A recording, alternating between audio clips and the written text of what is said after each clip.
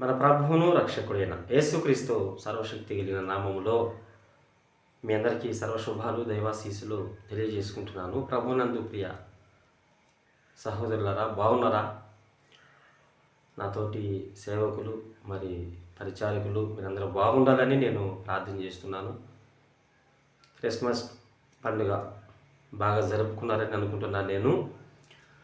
మరి ఈ సంవత్సరము ఇక 2-3 రోజుల్లో మనము ముగింపులోనికి వచ్చాము. 2-3 రోజుల్లో ఈ సంవత్సరం కూడా ఖర్చు అయిపోతుంది కనుక దేవుడు ఈ సంవత్సరంలో నాకు కొన్ని గొప్ప కార్యాలు చేశాడండి.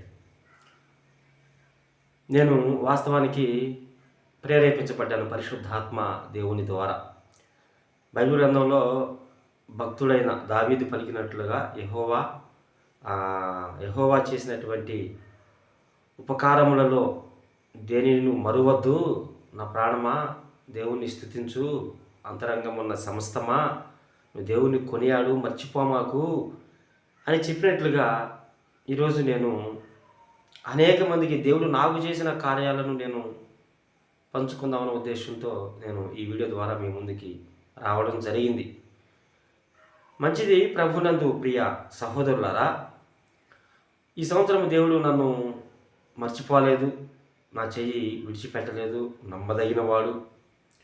నిజంగా ఎంత ఆశ్చర్య కార్యాలు గొప్ప కార్యాలు చేశాడంటే ఇప్పుడు నేను మీతో పంచుకుంటాను. మొట్టమొదటిగా నా దేవుడు నా పట్ల నేటి వరకు నేను సేవ చేస్తున్నటువంటి 2 పరిచర్య ప్రాంతాల్లో గొల్లపల్లి, త్రిపురాంతకం అనే ఈ గ్రామాల్లో దేవుడు నాకు ఇచ్చేటువంటి ఆత్మలు లెక్క సరి చూస్తే 16 మంది దేవుడు నాకు కృపనిచ్చి బాప్తీసం ఇవ్వడానికి దేవుడు కృపనిచ్చాడు. దేవునికి స్తోత్రం. 2 ప్రాంతాల మీద కలిపి నాకు 16 మంది ఆత్మలను దేవుడు నాకు అప్పచెప్పాడండి. చాలా సంతోషం వేసింది. అంత మాత్రమే కాదు, మరి ఈ సంవత్సరంలో నిన్న మొన్నటిదాకా కూడా గొల్లపల్లిలో జమ్ముతో వేసినటువంటి పాకానే దేవుని మహాకృపను బట్టి మొన్న గడిచినటువంటి వర్షాకాలంలోనే ఆ జమ్ముని తీసేసి ఆ కర్రలు తీసేసి దేవుడు ఏదో నాకు ఇచ్చింది బిడ్డలో ఆత్మీయులు కొంతమంది ముందుకు వచ్చి ఏర్పాటు చేసింది మొత్తం కలిపి దేవుడు రేకులు వేసుకునేదానికి దేవుడు కృపనిచ్చాడు. దేవునికి స్తోత్రం. ఎంత గొప్ప కార్యమో కదా ఈ సంవత్సరం దేవుడు నాకు చేసినటువంటి, నన్ను ప్రేమించిన దేవుడు చేసినటువంటి గొప్ప కార్యాలండి అవి. గొల్లపల్లిలో రేకుల మందిరాన్ని దేవుడు ఇవ్వడం జరిగింది.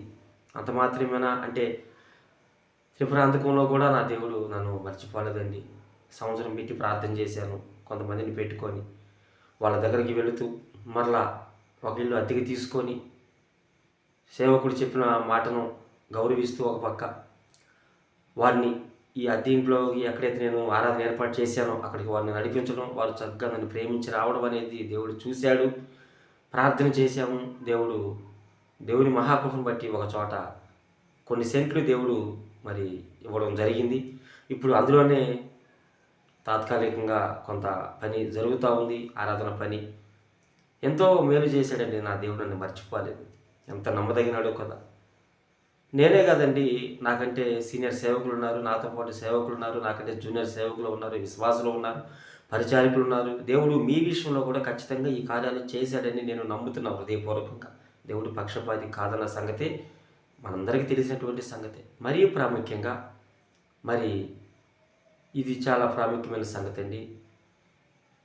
నా ఆత్మీయ తండ్రి శాలేమన్న ఆయన అనేక బిజీ షెడ్యూల్ ఉన్నప్పటికీ నన్ను ప్రేమించి ఈ ప్రాంతానికి వచ్చి నన్ను దర్శించి సేవా విషయంలో నన్ను పురుకొల్పి ఎంతగానో ముందుకు నడిపించాడు.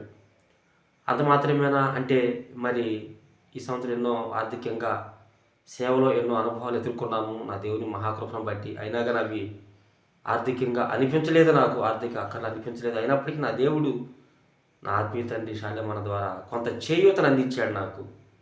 నాకే కదండి, చాలామంది సేవకులను ఆయన బలపరిచాడు. దేవుని మహాకృప ఏంటంటే దేవుడు ఆయనకు ఒక మంచి ఆలోచన ఇచ్చాడు. సేవకులను తయారు చేసి పరిచర్యలకు పంపించడం మాత్రమే కాదు, ఆ సేవకులు ఎలా ఉన్నారు, ఏంటి ఇరుగు ఇబ్బందులు ఏంటి పట్టించుకోవాలన్న ఒక సదుద్దేశం, మంచి ఉద్దేశం అనేది ఆత్మీయ తండ్రిలో యేసు ప్రభు పెట్టడం అనేది ఒక శుభ పరిణామం. ఈ సంవత్సరమే కాదండి, నేను సేవలోకి వచ్చిన నాటి నుంచి నేటి వరకు కూడా నేను ఆయన దగ్గర నుంచి చేయూత అందుకుంటూనే ఉన్నా, దేవుని మహాకృపను బట్టి. నేనే కాదు, నాతో పాటు ఇంకా చాలామంది సేవకులు ఉన్నారు. నిజంగా మనసు అనేది దేవుడు ఆత్మీయ తండ్రికి ఇవ్వడం అనేది చాలా సంతోషము. ఈ సంవత్సరం అనేక మార్లు నన్ను బలపరిచాడు ఆయన. ఆయన చెయ్యిని నాకు ఇచ్చి ఆదుకున్నాడు. అనేక మార్లు ఎన్నో ఇరుకు ఇబ్బందులు, అనారోగ్యాల పరిస్థితుల్లో ఈ 2 ప్రాంతాల్లో సేవ ముందుకెళ్తా ఉంది కనుక, ప్రభునందు ప్రియ సహోదరులారా, ఈ సంవత్సరం నాకు దేవుడు ఇటు కార్యాలు చేశాడని నేను గర్వంగా చెప్పుకోగలుగుతా, దేవుని మహాకృపను బట్టి. నిజంగా ఆయన ఎంతో ప్రేమ కలిగిన వాడు కదండి. మీకు కూడా కొన్ని కార్యాలు చేశాడని నేను నమ్ముతున్నా.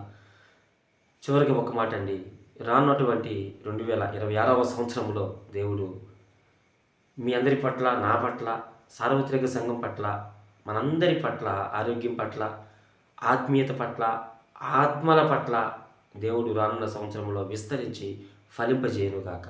ఆమేన్. మీ అందరి హృదయపూర్వక వందనాలు.